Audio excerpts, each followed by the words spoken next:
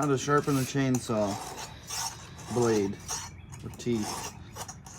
There's a specific angle that you need to go in at. You can pretty much feel it.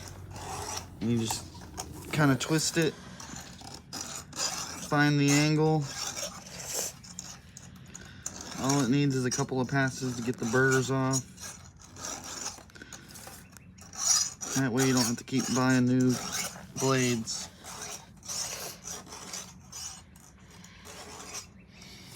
Big windstorm, we gotta cut down some trees that fell.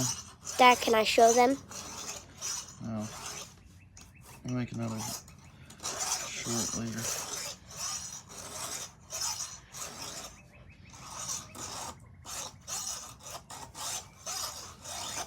And that's how you cut a chainsaw.